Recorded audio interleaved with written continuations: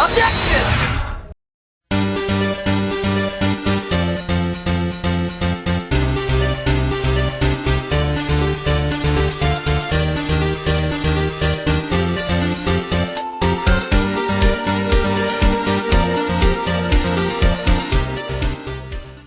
At the time of recording this video, Uncharted 3 Drake's Deception has just come out on Sony's PlayStation 3.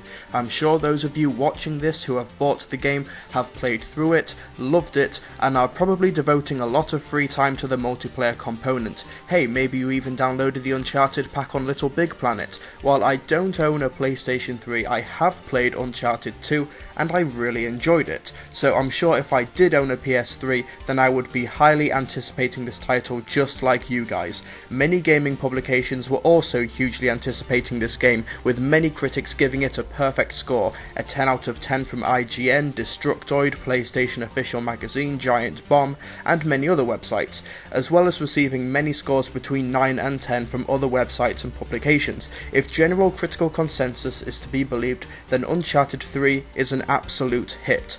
However, all is not well in Uncharted's fanbase, as on October 24th, a critic named Simon Parkin wrote a review of Uncharted 3 for Eurogamer.net and gave the game an 8 out of 10.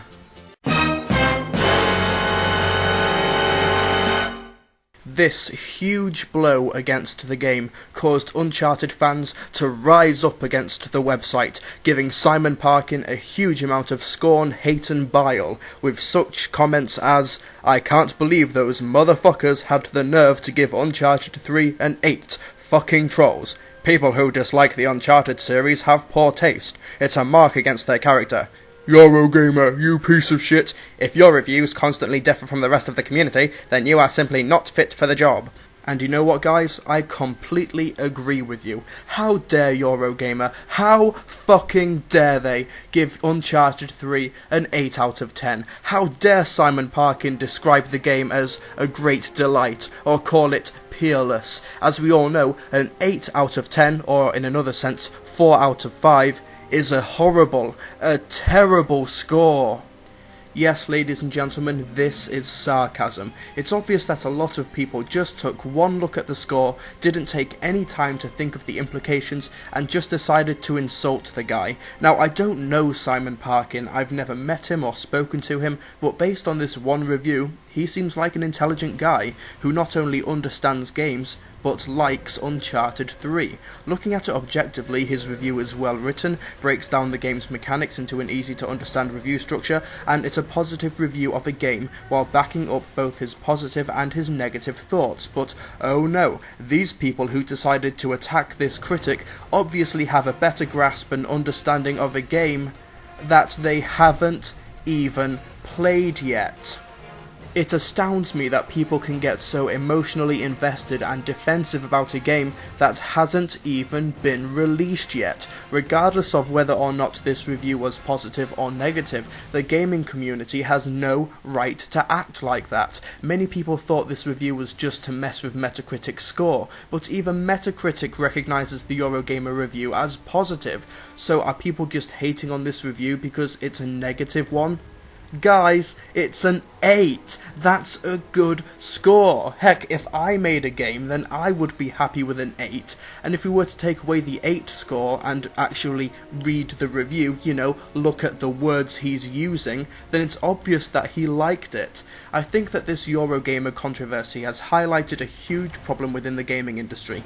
This problem can be divided into two categories, the first being the professional critics themselves, and the second being the audience for who these reviews are aimed at. Let's look at the critic side first. There's no beating around the bush at this first point. The rating system, or at least how the public perceive it, is broken. See, many websites, you know the ones, follow this rating system.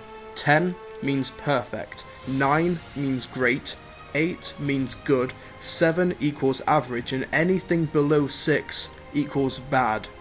Guys, do I even have to describe why this is a broken system? With so many mainstream websites adopting this type of system, is it any wonder the Uncharted fanboys got into a hissy fit when Eurogamer described their favourite game, despite the fact they've not even played it, as just good?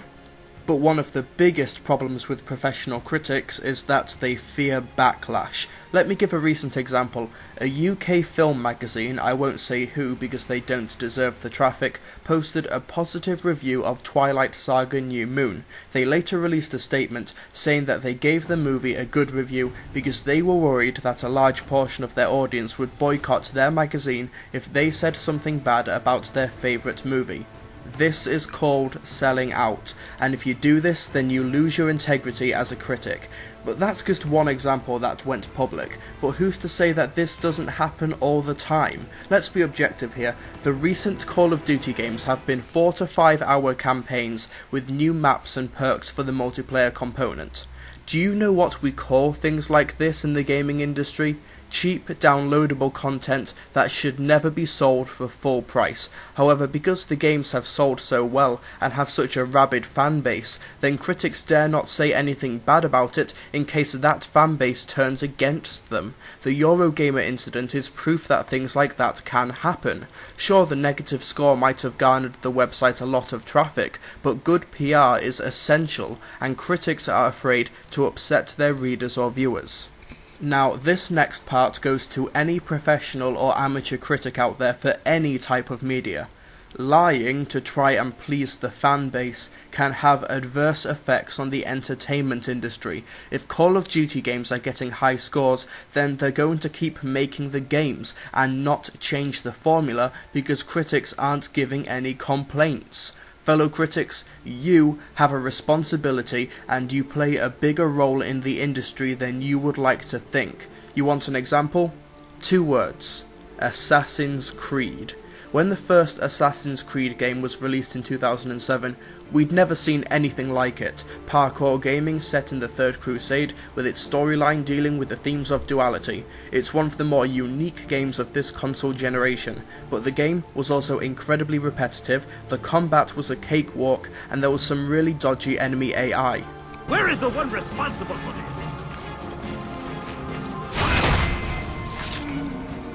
But the game was also a new IP without an established fanbase. Because there was very little risk of backlash from the audience, then critics could tell Ubisoft what was good and what was bad about the game. Do you know what Ubisoft did with those criticisms?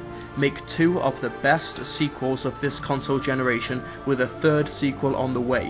What I'm trying to say is that when critics critique a game, then it allows the developers to take that criticism on board and make better games, which is better for the industry and for the player. Now let's compare games. The first Assassin's Creed was incredibly repetitive, the combat was a cakewalk, and there was some really dodgy enemy AI. What does that remind you of? Now, why won't critics critique this game? Well, the first Assassin's Creed was a new IP. Modern Warfare 3 and 2 and Black Ops, they're not new IPs. Somehow, that makes them immune to such criticisms. Now, I'm sure many Call of Duty fans want me to stop picking on their favourite game, so I'll pick on something else. Now it's time to talk about the audience for which these reviews are intended for. Maybe critics wouldn't have to worry about saying bad things about popular games if you guys didn't put them in that position. I'm not saying that critics are completely off the hook, but maybe if you didn't react so immaturely to someone else's opinion, then the medium would be in a much better position. I'm not saying that if your opinion differs from someone else's to not respond, but when you do disagree with another critic, be civil, be mature, accept that this person has an opinion and present your counter argument only if you've already played the game. Don't defend something you've not even played yet, and remember that reviews are subjective personal opinions, and if you truly love a game, then a negative review really shouldn't get to you. Don't be a dick.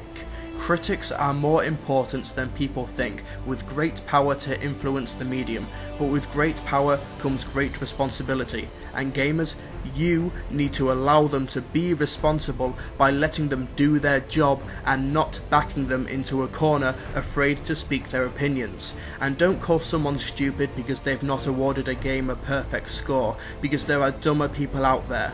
Like this guy who paid over $1,700 for a Call of Duty map pack expansion.